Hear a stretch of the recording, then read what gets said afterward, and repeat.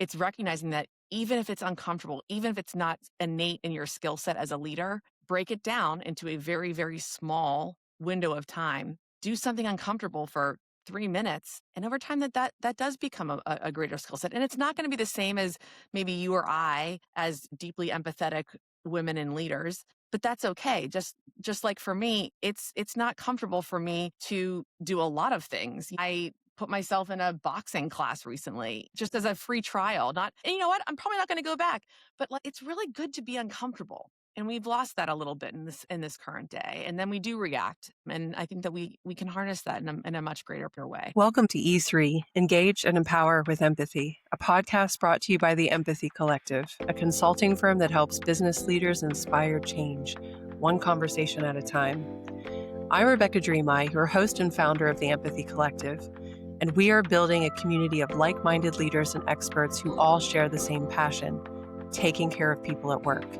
Whether you are a plant manager trying to humanize the factory floor, a small business owner wanting to build a strong culture that lasts, or a corporate executive striving to prevent burnout in your team, you belong in this community. My guest today, Sarah Kernion, began her journey into communication long before she ever stepped onto a stage or into a workshop. It started with a college assignment on nonverbal cues, one small moment that cracked something open in her. What she discovered was a lifelong curiosity about how people express meaning, especially when words fall short.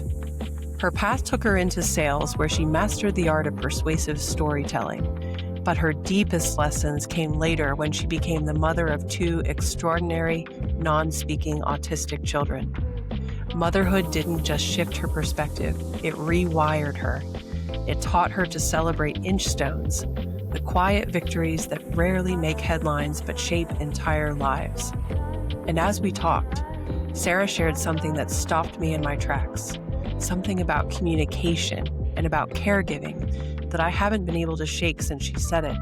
It challenged the way I think about empathy, and I think it might challenge you too. So stay with us, because the moment she reveals it, you'll view communication and empathy in an entirely new way. This is E3. Engage and Empower with Empathy. Welcome to the show, Sarah. It is such a delight to have you here. I've been really excited about this conversation ever since I saw you on stage at the Association for Manufacturing Excellence Conference, donning your bright yellow outfit, which I know you and I were talking offline about our wardrobe for today's podcast, which is very neutral tones. Yes, very much so. Because I was looking in my closet thinking, oh, I should support Sarah and wear some bright yellow. She comes And on a charcoal green or charcoal, gray, gray top and a black headband. I'm glad you did, though, because I was looking at my wardrobe and thinking, yeah, my winter wardrobe is not very conducive to the neon colors. So couldn't find anything yellow, needless to say. But glad to have you here. You're still shining brightly despite the neutral tones. Thank you very much for having me. I'd love to just dig into your personal journey. So you spent a lot of time on stage talking about how you ended up in a place that was completely unexpected. It all started with a college assignment. Well, I believe that we are all on this path of discovery for who we are and who we're meant to be. And when I realized in college that I was originally a public relations and advertising major, and what I realized in taking a 400 level class my senior year that was not in the College of Communications, but was in the College of Liberal Arts about the science behind relationships. And then I realized, oh my gosh, Penn State also has this as a major. I want to stick around and do this as a dual degree, because I found it fascinating to understand the why behind why public relations professionals are so good at what they do and how they rise, and what the levels of detail behind how we communicate are systemically, culturally, and specifically based on how we grow up in the environments which we are raised. And I took this 400 level class on nonverbal communication. I know my professor's name still, Tamara Fifi. In fact, I looked up and she's at University of San Diego now. And I'm like, I'm so glad young adults are still learning from her, because it was a reminder to me that we are communicating so much more than just through our voices and words, and how we enter a room, how we present ourselves when we meet someone for the first time, how we enter a space in a group setting. We are more than just what is verbally being said. The study of nonverbal communication never left me. And I think it helped my sales career when I first left university and was working in South Brooklyn in a environment and territory that was very different than how I was raised. It was a predominantly Italian immigrant neighborhood in Bay Ridge, Brooklyn, and I was this Pennsylvania girl who had advertising PR degree and a biology minor and communication arts and sciences and the relationship science aspect. And I thought, this is more than me just being someone who desires to sell a wonderful product.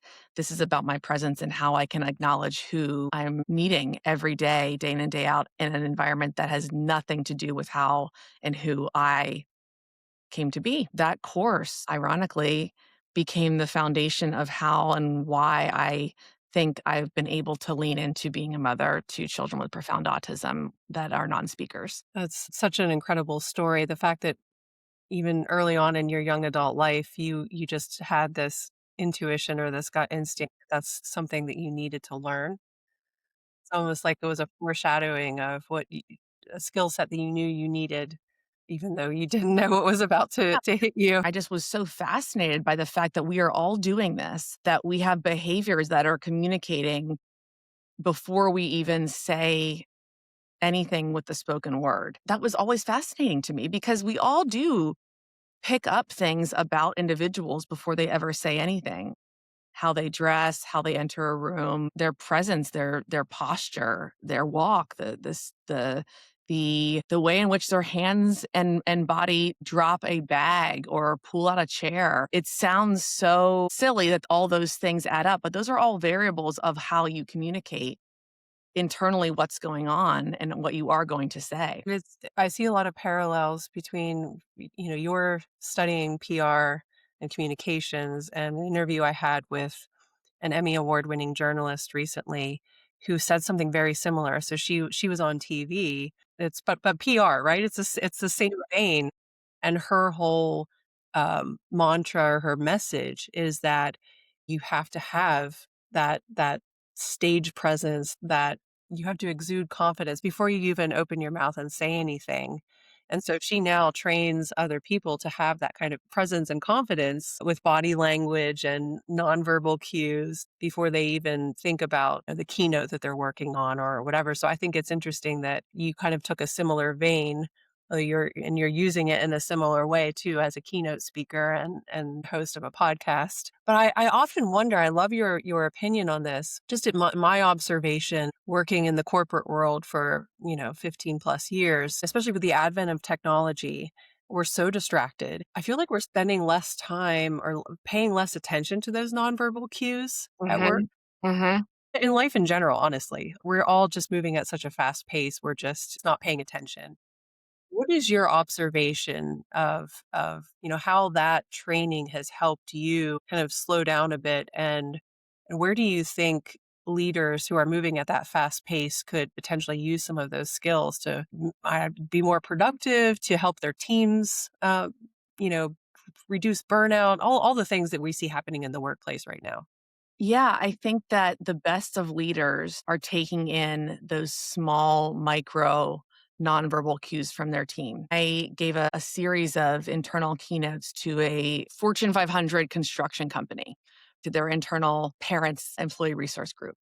And one of the women said to me, I joined a new team and I have crippling anxiety when it comes to timelines for work. And I never was able, before I joined the team, to have a one on one with my new boss because his wife had had a baby. And there were, just all these logistics that stopped that from happening. And they had gone to a conference before she had this one on one with this brand new team.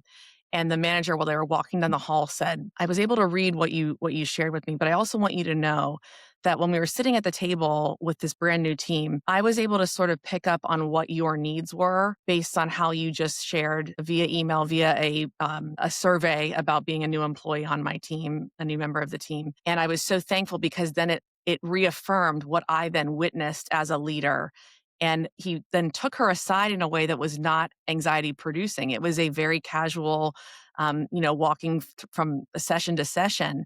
And she said it was not needing to be this grand sit down, anxiety producing spectacle when he already knew that that was my biggest hurdle as an employee and on a team. The ability of managers and leaders within a team harness that awareness and have an ability to do it without even being proactively sought out to speak that variable and how they work best. And it was so validating to that employee. She said, I everything else working for that manager for 6 months was like a breath of fresh air because I felt before I even said the entirety of my needs, they saw based on me just being me in a casual work environment at a conference setting, what I was giving off, what I was showing him through just being myself and how I spoke and my nervousness and meeting 8 new people. That to me was such a signal that leadership can do this. Doesn't have to always be such a rigid formality of the needs and dare I say accommodations for an employee, that it can be ascertained through watching and just witnessing humans. Right? I mean, behind each of us is our true humanity, and being a mother of children that don't speak and have severe oral motor and planning disorders, I know firsthand so prominently that we do that as humans without even realizing it. That we're sharing about who we are without having to write paragraphs about ourselves. But the best of leaders are taking pause to just watch who their employees are in any environment. And I think that that's one of the skill sets that is so underrated because it ended up being what this woman shared with me after this talk, one of the best experiences of her work career because that person, that leader recognized that in her and didn't see it as a problem, didn't see it as anything more than a variable to how she worked. I love that example, and I'd love to understand how your experience as a parent, and really taking what you learned at university and then also upskilling in that area as a parent, as you said, kind of having to navigate this ocean with choppy waters that you weren't expecting to have to navigate. What was that? What did that learning experience look like for you as a parent? And what are some of those tools that leaders could take from your learnings and bring to the workplace? I think one of the greatest tough, and it's hard to even say out loud, but my motherhood journey was in a lot of ways completely destroyed. Not in a negative sense, but the structure and the scaffolding of what I had built as a mother of one child that was typically developing. And my oldest at 2 years old, you told her not to touch the stove. She just didn't touch the stove ever again, right?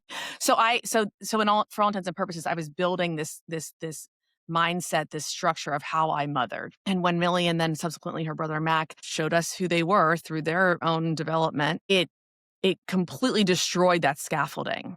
And it made me realize that was in some ways a house of cards because it allowed for no ability and no wiggle room, no dynamicism in that structure. It was so rigid that the rigidity was actually a house of cards that was going to fall because of how that was set up. And I believe that that was based on how I was raised in the system and what I thought I was making the straight and narrow choice how to be. What I didn't realize until moving through sort of the grief process of having children with severe needs was that that was also allowing me to create something that was so much more dynamic and had an ability to flow and position me to build an even greater motherhood because of having a child and 2 of them that are so atypical to the world's expectations. I talked about this in my keynote at AME. My orientation was quite small to what motherhood was originally, and Millie and Matt just expanded that. And what it came down to, and the salt of it, is that when people show you who they are, believe them.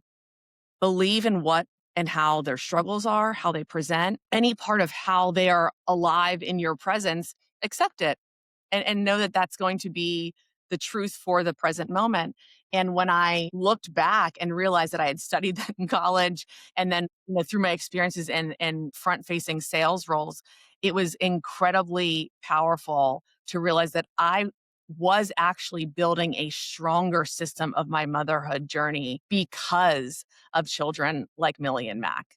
The idea of destruction and creation has now become such a part of why and how I speak on stage, is that if we can destroy a model that we are so convinced always works, the likelihood of creating something anew based on ideas, lenses of life, perspectives, and orientation, when those are then integrated, it's like the snowmobile, right? The snowmobile was not just out of thin air. It was from thinking, okay, skis, okay, ATVs, the environment of being on a mountaintop.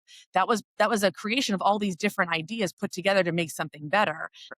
My motherhood always had something better that was possible. It was through something that had to destroy, absolutely crumble what I was so convinced was my motherhood journey. And I think in corporations and in the leadership areas, if you can hold space for destroying what you really believe to 100% be true, you will only end up growing your orientation and expanding it over and over.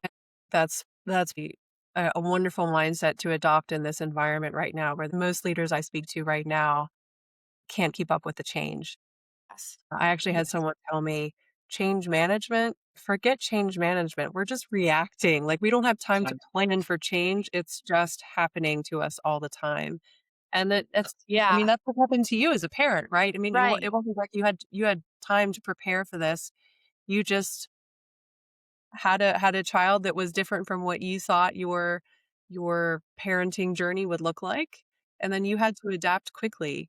And I loved how you talk about inchstones instead of milestones. That really stuck with me, 'cause Yeah.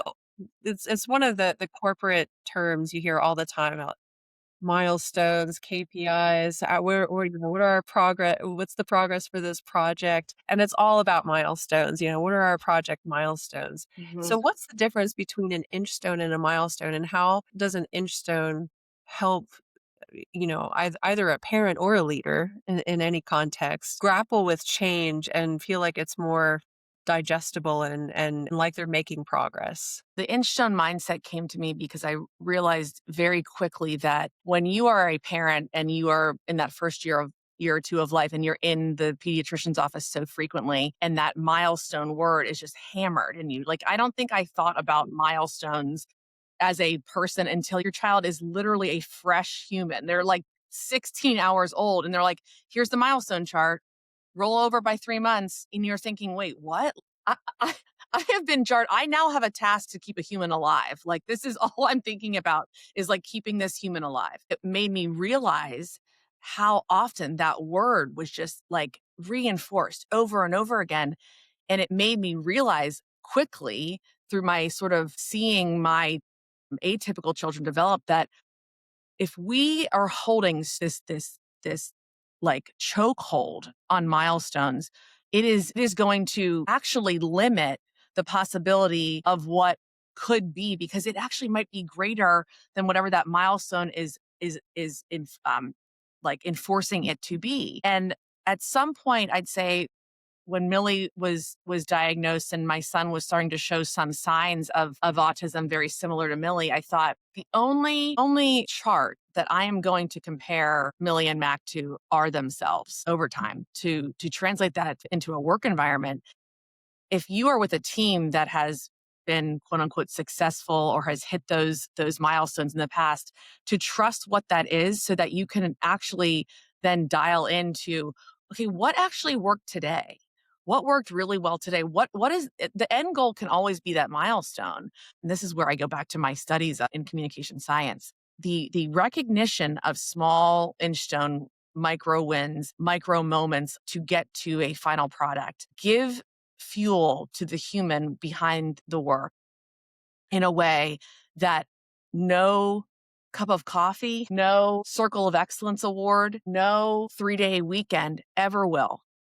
And it comes down to the acknowledgement of that small win. When I was starting to celebrate as if Millie was walking for the first time, when I was celebrating her trying to say the P sound like a puh, and she uttered it somehow in a speech session around 3 years old. It was like she had walked for the first time. And I thought, we have to celebrate this because that's what it took for her. That took weeks, if not months, to even get her mouth to form in a way to then utilize the air to get it out because of all the ways that her neurology is set up. But man, that was worth celebrating. What I saw is that when you do celebrate any small inchstone that acknowledges hard work behind a person's part of a project, that's worth its weight in gold. It fuels in a way that no tangible item ever can. And it's one of the most underrated forms of leadership, I think, in today's very fast-paced world, as you say. And to not be reactive, that's very difficult. I would imagine you'd have to train yourself to do that. What would you recommend, given your experience as a parent in this space, for a leader that where this might not come naturally, where they're just kind of waiting for the quarterly check-in or the annual review conversation, because that they always get pinged by HR to complete that, and they're not naturally looking for little pockets of excellence that they can recognize and lift people up. I love this question because it's just translates into anything. It's where, as I like to say, wherever humans are interacting, this floats to the surface.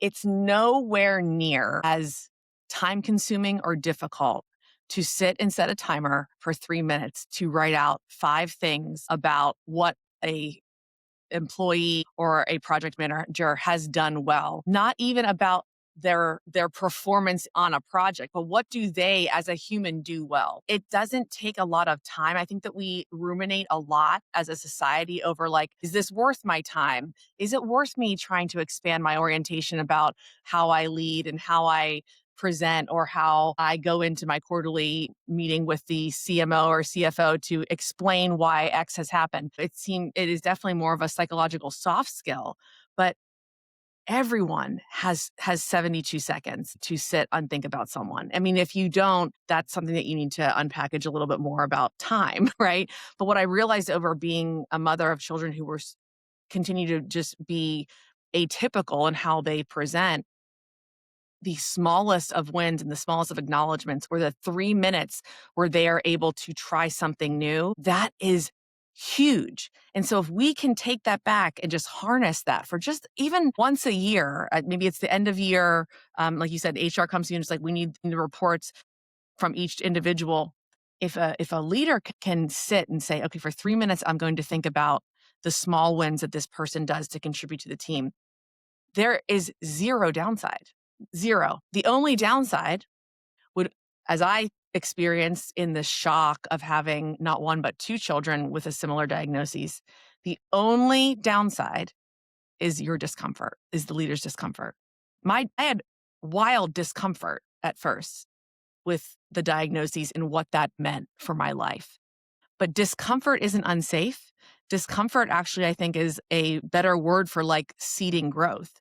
If I'm uncomfortable with something that is proven to be a possible growth metric for my team to feel more understood and supported and acknowledged, but it makes me feel uncomfortable to do so, do it. That's where those are the things that we should be doing as leaders and as managers for the team, because discomfort is not wrong and discomfort's not unsafe. It's always a point for growth, because in a million years I would never have chosen to be a mother of 2 children with profound autism, because I knew or perceived that to be a very uncomfortable life. That doesn't sound comfortable to have to lead as a parent.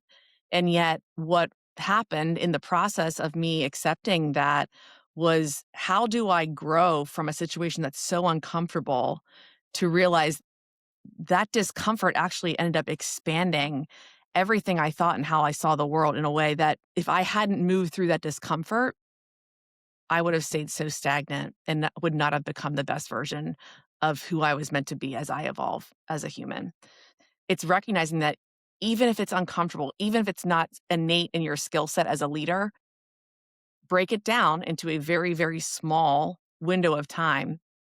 Do something uncomfortable for 3 minutes, and over time that does become a greater skill set, and it's not gonna be the same as maybe you or I as deeply empathetic women and leaders, but that's okay. Just it's not comfortable for me to do a lot of things. I put myself in a boxing class recently. Not and you know what? I'm probably not gonna go back, but, like, it's really good to be uncomfortable, and we've lost that a little bit in this current day, and then we do react, and I think that we can harness that in a much greater way. I love that advice to lean into the discomfort. And I completely agree that discomfort always creates growth. But it's so uncomfortable to be have discomfort. Like, it's so silly when you say it, like, having fun is really fun, right? Being uncomfortable is really uncomfortable, right? But it's never the wrong choice. Only wrong choice is saying, "I don't wanna be uncomfortable. I don't wanna be uncomfortable." Yeah, it reminds me of two conversations I've had recently with leaders in the manufacturing space. One gentleman told me that they're going through a major culture change in their company, and his exact words were, "Well, some people are just gonna have to get comfortable with being uncomfortable." Those are his exact words. And the other leader, it kind of ties into what you were talking about with Inchstones. They were also going through a culture change a while ago, and he was talking about his journey, and he was saying he wanted his leaders, his plant managers, to dedicate 30 minutes a week for coaching sessions with their direct reports. Mhm. And so that was a big deal. You were talking about 3 minutes, right? This is Yeah. 30 minutes of their day, and he said the response he got from a lot of his team was typically, what do you want me to stop doing in order to carve out time for this?" You know, they were worried about not having time to coach people, to have those human to human conversations. And his response was, "I don't care what you cut out." And you know, the funny thing is, when they started habitually making those coaching sessions part of their weekly routine, whatever was taken out of their schedule, clearly it wasn't important because no fires happened, like nothing blew up. So it's so funny how, because we are leaning into something that's uncomfortable to us, we automatically come up with an excuse like, "Oh, I don't have time." Or this is going to cut into something else, like and people are like, I mean, in theory, this makes so much sense, right? Like, in theory, of course, I'd love to sit down for 30 minutes with each of my employees, like, but I have, to hit XYZ deliverables, and I can't do that. I always hear that from parents, like, in the parenting one-on-one peer sessions that I give, like, "Sarah, I get it, but I can't do that." And I think that we've gotten so bold or maybe just really vocal in saying, "I can't," to something that, no, you actually can't. Like, I get that you really think that you can't. You believe so deeply that you can't. You can, but you have not allowed yourself to expand your perception or perspective to think that by saying no to something on your calendar to create another different experience, you are so convinced.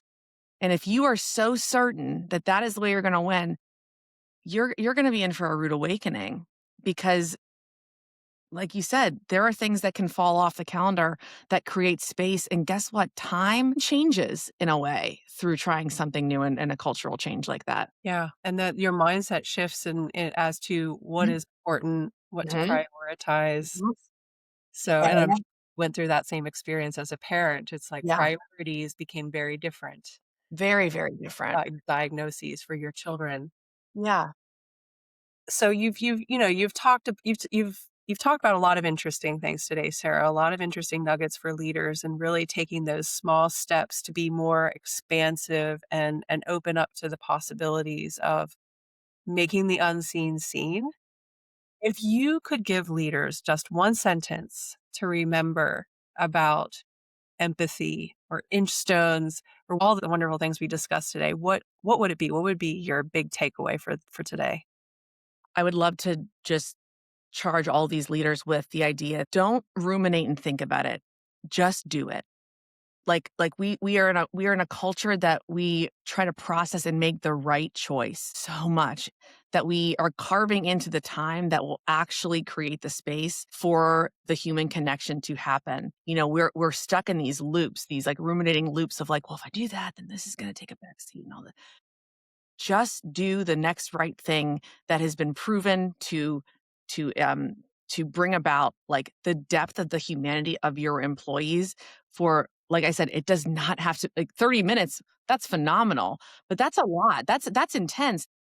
Scale it back 90% even, and make that conscious choice to do something for 3 to 5 minutes that is wildly out of your comfort zone, that is really scientifically proven to make a difference from the human point of expanding what your possibilities are, and to believe in the science behind why this works. And it's like, to your point, why these cultures are maybe changing and the discomfort it creates. You don't have to do it for 30 minutes, but if you can do it for 3 to 5 for each one of your team members, what that expands within them is worth its weight in gold, and will pay you back in spades for whatever that progress is. And to try to move past that first discomfort, because the discomfort can sit in that rumination of thinking it won't, or something can't, or something is never. That's the space that you have to get through and move forward, and then utilize what actually is a lot less time than you think to hold space for those inchstones and those mini markers of celebrating the small wins. I love that. Here's to creating many more Inchstones parents for leaders in the workplace. I can only imagine what a better world, what a better society we would live in if we all had that perspective of creating more possibilities, more expansiveness, and just taking things one Inchstone at a time rather than those big milestones. Yeah, because the more and more that the more that we focus on those small wins, the next right thing, it actually taps into what I believe is the best of leaders. What the best of leaders do is they're constantly evolving. And that evolution of that mindset, again, there's zero downside. The only downside is your discomfort. And I think the more that you put yourself in a position to expand yourself because of what might feel uncomfortable, but actually expands for the team and the possibilities for what is to come, will in a lot of ways blow your mind, as it did with me, and what I chose and how I choose to see my children, who are not following any sort of typical developmental curve, but are blowing me away by what they do and how they win and succeed every day. Thank you so much, Sarah, for sharing your wisdom with me today and with my listeners. I certainly learned a lot from you. And if we want to learn more about your work and your podcast, where should we go? So I have my company was Saturday's Story, which was the first name of my first blog as a mommy blogger years ago. So it's SaturdayStory.com, but I'm also on Instagram. Inchstones has become sort of the division and the platform with which has risen from that original platform of Saturday Story. So Inchstones by Sarah on Instagram. But specifically, I do most of my deep dives into my work on Substack, which is the Inchstones Substack. And that hosts all of my podcast episodes as well. And that can be found on all the major platforms too. So Inchstones, if you Google Inchstones, you will find me there. Perfect. Well, thank you so much for joining me today, Sarah. It was such a delight to have you. Thank you for having me, Rebecca. If you enjoyed this podcast and would like to hear more, please subscribe wherever you like to listen to podcasts. And if you would like to learn more about the Empathy Collective, check out our website, theempathycollective.com. Life is too short. Let's take care of each other at work so that together we can make this world a better place.